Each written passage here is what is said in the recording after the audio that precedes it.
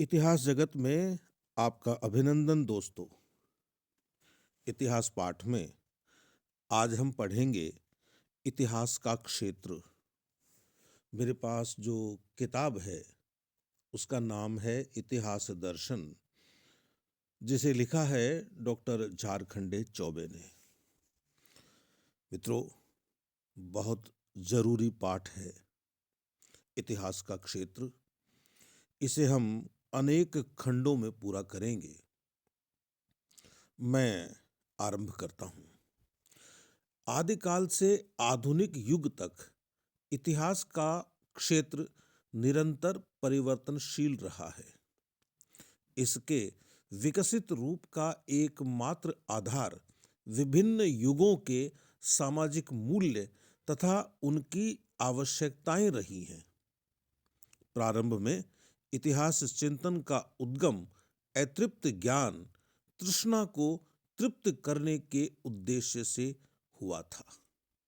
यह बात कही है हमारे गोविंद चंद्र जी पांडे साहब ने। इस उद्देश्य से प्रेरित होकर प्राचीन इतिहासकारों ने इतिहास का अध्ययन किया। इतिहास के जनक हेरोडोटस ने अतीत के मानवीय कार्यों एवं उपलब्धियों की कहानी प्रस्तुत की। यहां मेरी असहमति है।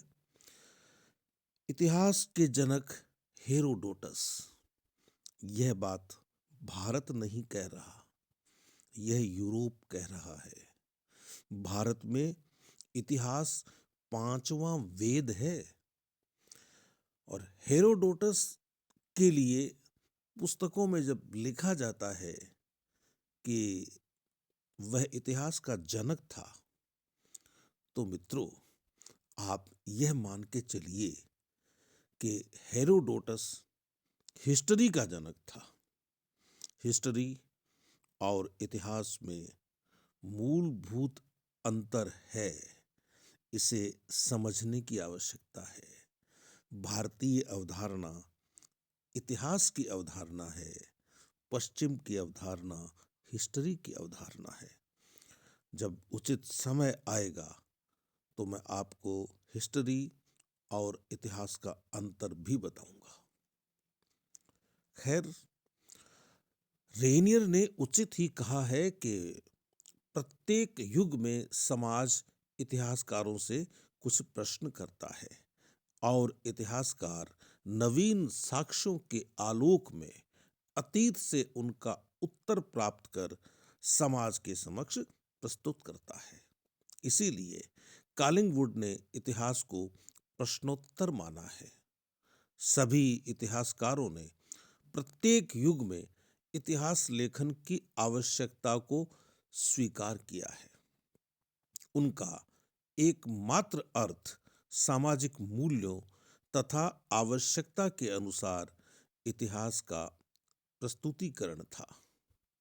हेरोडोटस ने महाकाव्य युग में इतिहास की सामाजिक आवश्यकता को प्रतिपादित किया।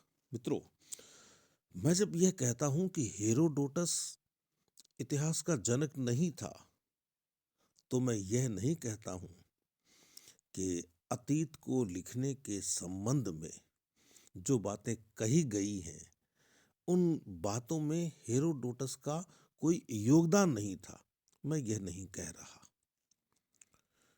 तो हेरोडोटस ने महाकाव्य युग में इतिहास की सामाजिक आवश्यकता को प्रतिपादित किया है।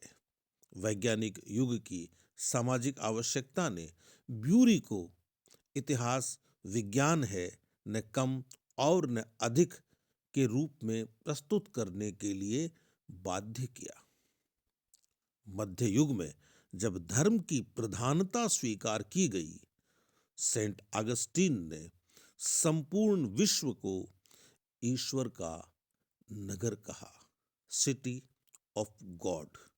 और मित्रों, सेंट अगस्टीन ने तो यूरोप के अनुसार मध्य युग में वह भी अपने धर्म की प्रधानता को स्वीकार करते हुए, धर्म नहीं रिलीजन कहिए, धर्म का अर्थ अलग है, कहा कि सारा विश्व ईश्वर का नगर है और हमने हमने तो बहुत पहले कह दिया था कि यह पूरी वसुधा एक कुटुंब है।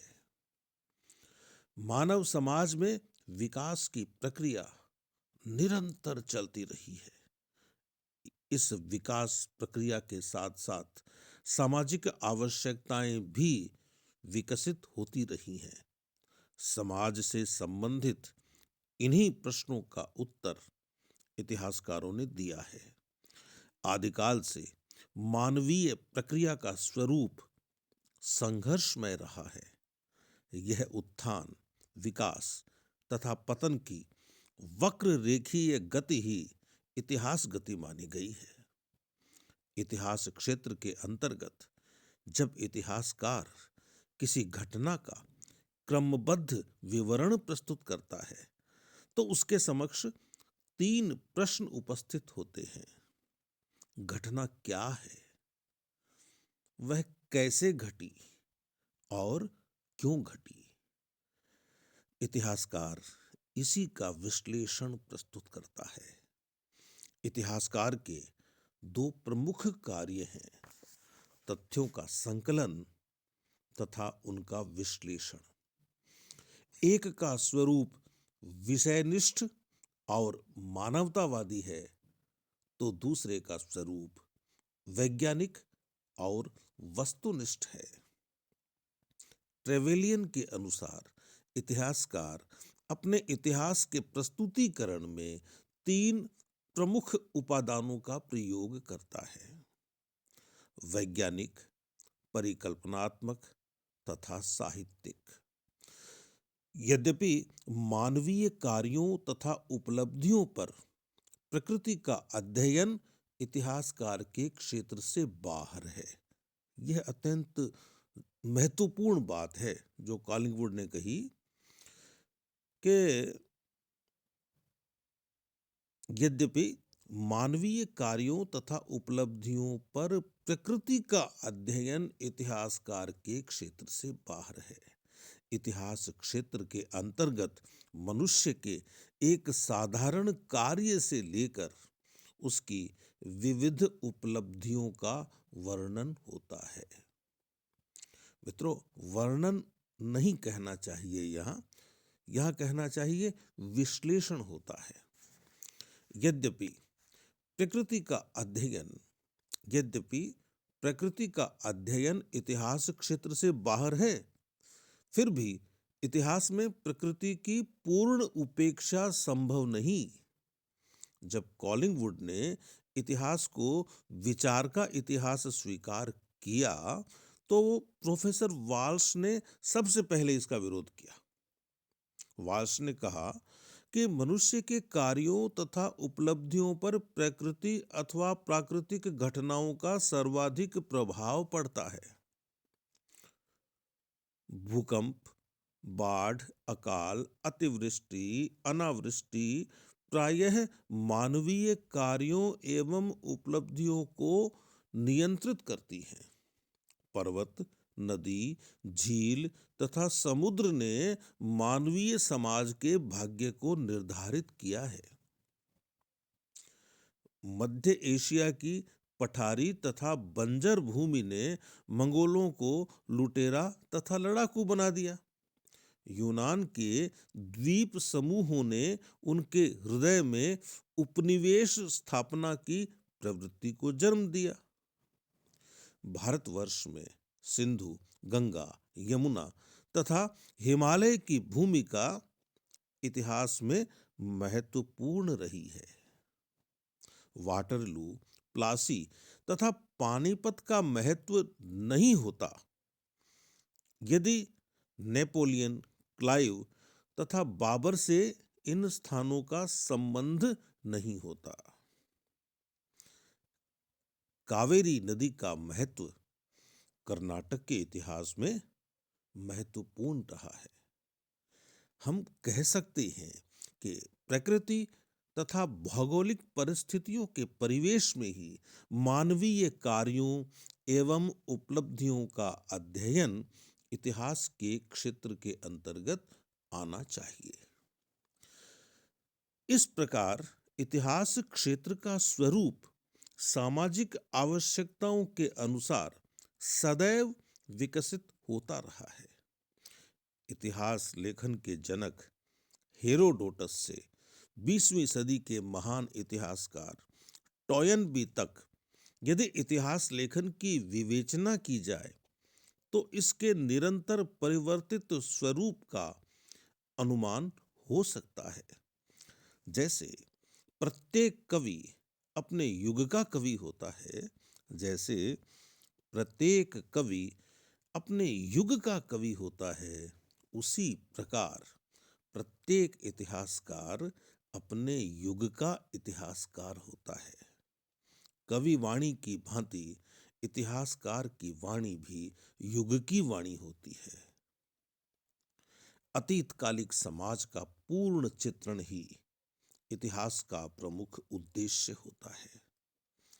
किसी भी समाज से संबंधित भौगोलिक दशा, वातावरण, आर्थिक व्यवस्था, राजनीतिक, सामाजिक, धार्मिक, सांस्कृतिक, प्रशासनिक, संवैधानिक, कानून, न्याय व्यवस्था, सुरक्षा व्यवस्था आदि का विवरण आवश्यक हो जाता है।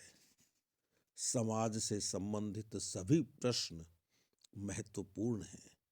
इतिहासकार से अपेक्षा की जाती है कि इन सभी विषयों का उचित विवरण समाज के सामने प्रस्तुत करे। यदि समाज का क्षेत्र विस्तृत है तो इतिहासकार के लिए इन सभी प्रश्नों का उत्तर देना संभव नहीं है। इसीलिए आधुनिक इतिहासकारों ने इतिहास के क्षेत्र का वर्गीकरण किया है। प्रत्येक प्रश्न का उत्तर देने के लिए विशिष्ट ज्ञान की आवश्यकता होती है। वह अपने ज्ञान से संबंधित सामाजिक, आर्थिक आदि विषयों का उत्तर देता है। इतिहास के क्षेत्र का यह वर्गीकरण वैज्ञानिक युग का दिया हुआ है। ऐतिहासिक गवेषणा के अनुसार विधियों ने इतिहास के सामान्य ज्ञान की अपेक्षा उसके विशिष्ट ज्ञान की उपादेयता को सिद्ध किया है। ऐतिहासिक गवेषणा की आधुनिक विधियों ने इतिहास के सामान्य ज्ञान की अपेक्षा विशिष्ट ज्ञान की उपादेयता को सिद्ध किया है। परिणाम स्वरूप इतिहास का विभाजन केवल प्राचीन, मध्य तथा आधुनिक काल में किया गया है, बल्कि इसके अंतर्गत अनेक छोटी छोटी शाखाओं पर शोध करके इतिहासकारों ने विशिष्ट ज्ञान को प्राप्त किया है। इस प्रकार इतिहास का क्षेत्र निरंतर विकसित होता जा रहा है। डेवी के अनुसार इतिहास का वर्गीकरण उपयोगी तथा स्वाभाविक है।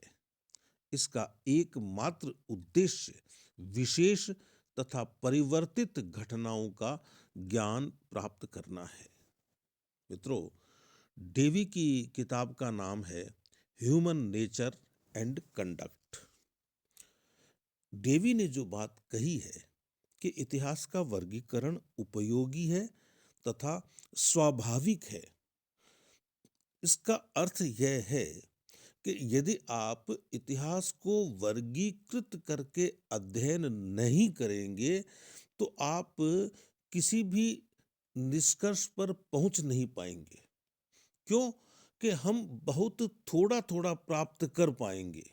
यदि आपको पूरा प्राप्त करना है, यदि आपको पूरे नतीजे चाहिए, यदि आप यह चाहते हैं कि अब तक जो घटा है हम उसका सांगोपांग विवरण प्राप्त करें, उसका विश्लेषण करें और उससे आने वाली पीढ़ियां सुख पाए, तो हमें इतिहास का वर्गीकरण तो करना पड़ेगा। इतिहास के वर्गीकरण की बात नहीं है, बात है ज्ञान की विभिन्न शाखाओं के वर्गीकरण की। यह वर्गीकरण हमें राजनीतिक विज्ञान में भी करना होता है, समाज विज्ञान में भी करना होता है, गणित में भी करना होता है, भौतिकी में भी करना होता है। तो वर्गीकरण एक सामान्य प्रक्रिया है मनुष्य के सीखने के क्षेत्र की। F.C.S. शिलर ने भी इतिहास के क्षेत्र के वर्गीकरण के संबंध में कहा है कि विस्तृत वर्गीकरण दुर्लभ है। फिर भी इतिहासकारों ने अतीतकालिक घटनाओं के आधार पर सामाजिक प्रश्नों का उत्तर देने के लिए इतिहास के क्षेत्र का वर्गीकरण किया है। तो मित्रों, यह था आज का इतिहास पाठ। नमस्ते।